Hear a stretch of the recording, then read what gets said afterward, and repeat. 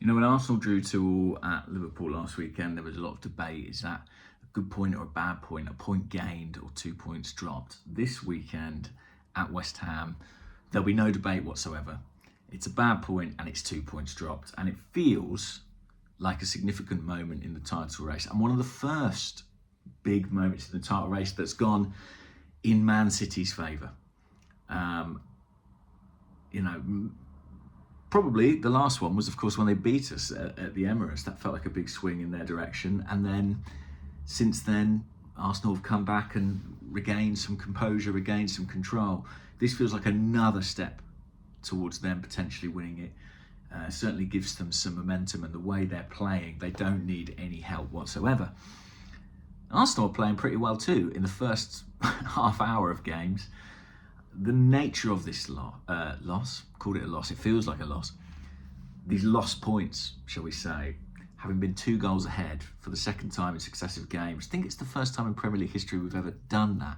Squandered 2-goal lead in back-to-back games. They're big points to lose in those circumstances. 4 big points.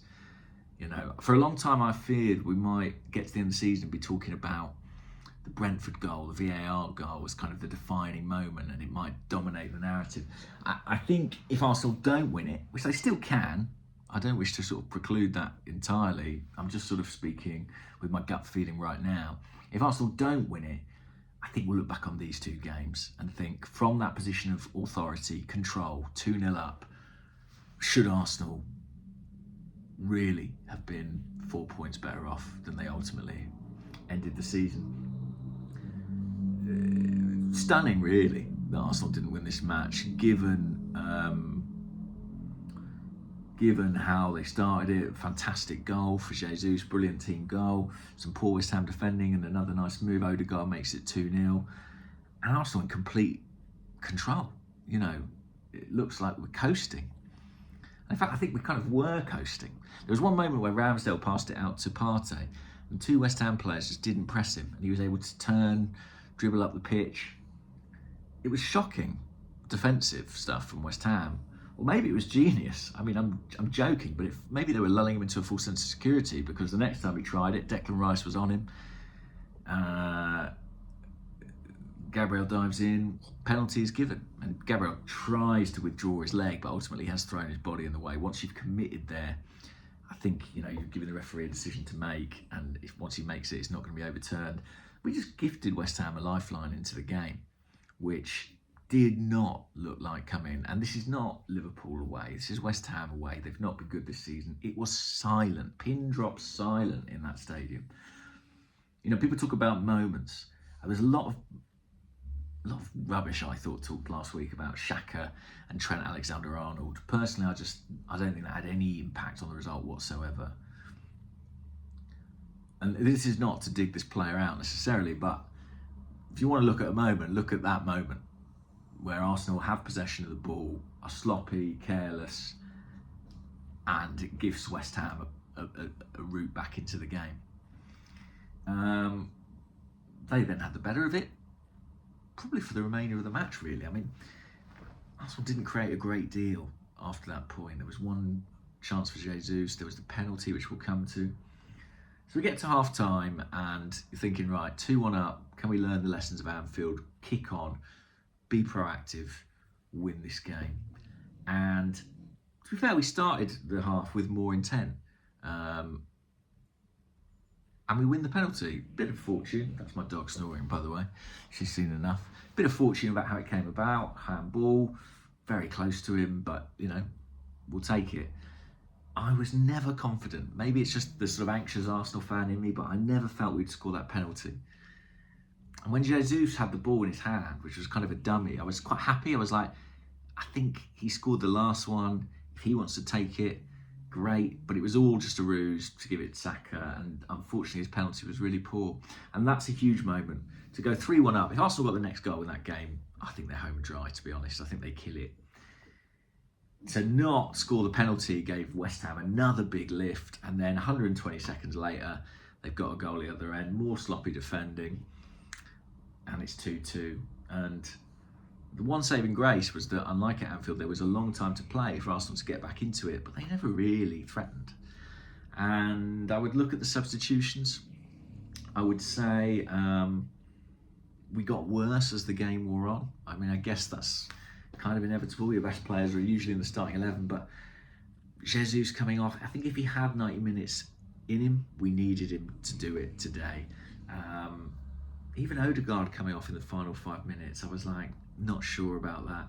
Partey had a terrible game. I don't know. I might have left him on instead of Jorginho, even on a booking. It's just, yeah. I didn't feel the 11 we finished the game with looked particularly great. I think we're suffering as well for a couple of injuries at the back. If you look at these last two games, what's happened here is Arsenal have conceded goals, and we've conceded too many goals of late, too many chances of late. We've all been talking about Aaron Ramsdale's form for the last few weeks. I think that tells its own story. He's had too many saves to make in the first part of the season. He barely made a save. We've lost Saliba, we've lost Tomiyasu, we've lost a lot of stability, coolness under pressure there. And yeah, the margins, which have gone for us, to be fair, for the vast majority of the season, have not really gone for us in the last couple of games. We were punished against West Ham. And yeah, listen, a draw away in a London derby in isolation, yeah, sure, it's not a bad result. In this context, off the back of the Liverpool game, with City playing the way they are, it's a big blow, and it's a psychological blow. It will hurt the players' belief, and that belief has been fantastic. It's been a core part of what has taken Arsenal to this point. It's all still to play for. Arsenal win all their games, they will be champions. But that looks easier said than done. And the worrying thing is, I've always said City won't win all their games. The more I see them, I think, well, they might, Bell, you are snoring so loudly. I'm going to leave it there. It's really disappointing because when you're 2-0 up, you're sort of celebrating already on the inside. You're looking at every goal, being like, I'm going to enjoy reliving this later. I'm going to have a lovely, relaxing day. Arsenal have won. And then it's not happened again for the second week in succession.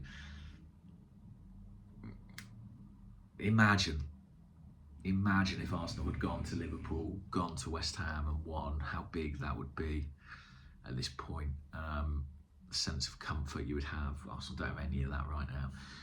And listen, what they've done this season is extraordinary, take nothing away. I'm not going to buy into this idea that the players are chokers, bottlers. I think they've hugely overperformed over the course of the campaign. But it's just the momentum has swung in City's direction this afternoon. I think they will feel if they win all their games, it will be enough. And they may well be right. Right, I'm going to go because, I doubt you can hear me over this incredible sound. Right, see you later, guys. Have a good weekend. What's left of it. Bye-bye.